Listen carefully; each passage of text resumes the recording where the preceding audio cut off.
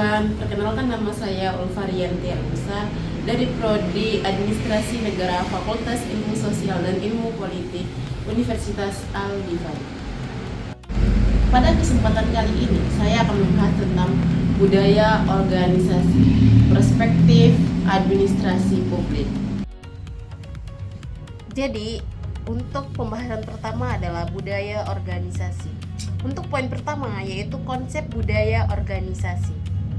Nah, budaya adalah totalitas aktivitas manusia, baik secara fisik maupun psikis, untuk bertahan hidup dan berinteraksi dengan lingkungannya, termasuk berekreasi, berinovasi, dan menciptakan simbol. Nah, hasil dari aktivitas tersebut juga merupakan bagian dari budaya. Manusia berkat akal budi dan kemampuannya melakukan berbagai aktivitas untuk bertahan hidup dan berinteraksi dengan lingkungan. Aktivitas ini mulai dari aspek psikis atau jiwa, sikap dan perilaku hingga kreasi, inovasi dan simbolisasi, membentuk apa yang kita sebut budaya.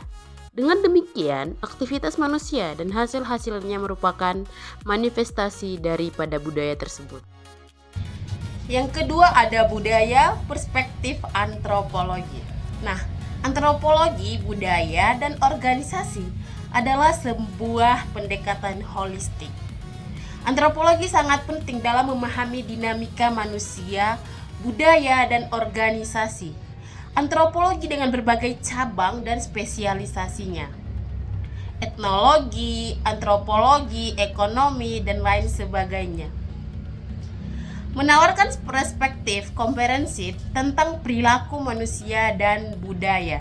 Nah, studi ini menekankan bahwa manusia bukanlah sekedar mesin.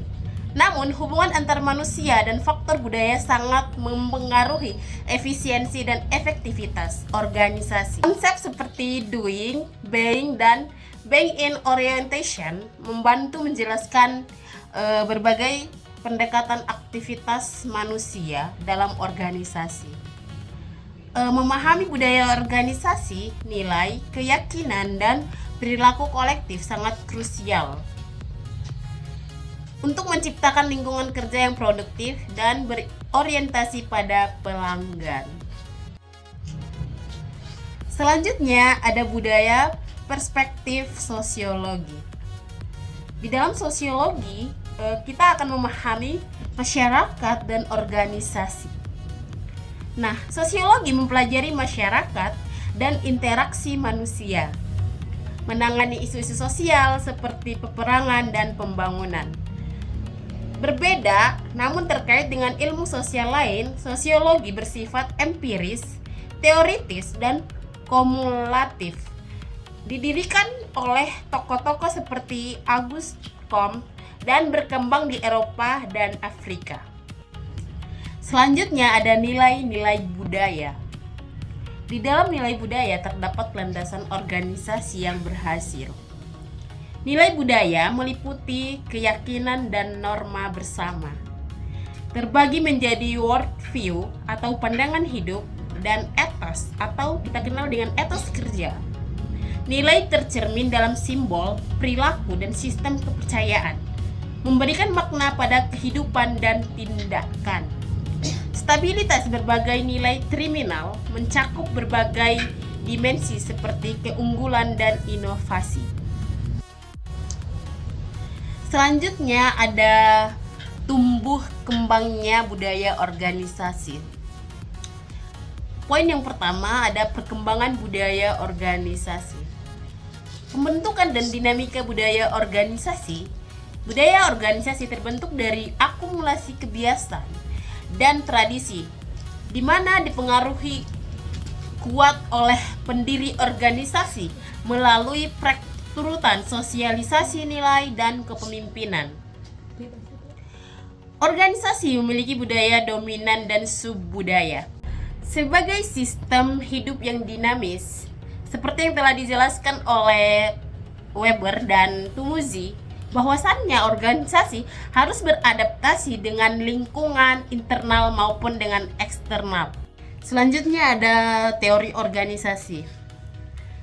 Organisasi ada esensi kerjasama dan pencapaian tujuan. Organisasi adalah kesatuan sosial yang terkoordinasi, bekerja berkelanjutan untuk mencapai tujuan bersama, memenuhi kebutuhan individu secara emosional, spiritual, dan ekonomi.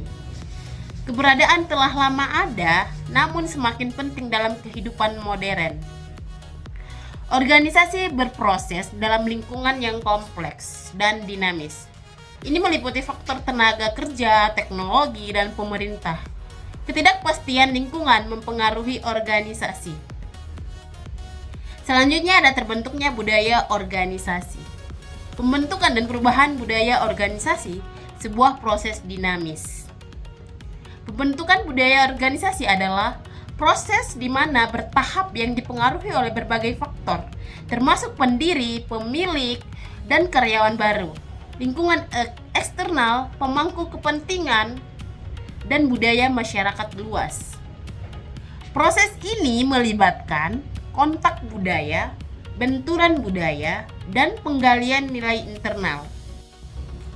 Budaya dipertahankan melalui seleksi karyawan, sosialisasi, dan kepemimpinan. Nah, perubahan budaya meskipun sulit diperlukan jika budaya organisasi tidak lagi sesuai. Selanjutnya ada transformasi budaya dalam organisasi. Ini menyesuaikan diri dengan perubahan. Nah, transformasi budaya organisasi adalah perubahan struktur, sistem, nilai, transpirasi, dan pemikiran Marx dan Weber. Tujuannya adalah meningkatkan kemampuan organisasi menghadapi tantangan bisnis dan perubahan lingkungan. Jadi, ciri utamanya adalah mungkin ada perubahan realitas dan bukan sekedar interpretasi. Kegagalan transformasi sering disebabkan oleh implementasi yang lemah. Nah, transformasi budaya bertujuan meningkatkan kemandirian dan identitas anggota organisasi. Faktor pendorong transformasi meliputi kebutuhan identitas, perubahan, gaya hidup, dan teknologi baru. Dengan demikian, apa yang telah saya bahas tadi, semoga informasinya dapat bermanfaat bagi yang mendengarkan dan bagi saya sendiri. Sekian dan terima kasih. Teman-teman, budaya organisasi dan administrasi publik pada hakikatnya berkaitan dengan nilai-nilai filosofi. Karena setiap orang mempunyai berbagai pengalaman yang memungkinkan dia berkembang dan belajar.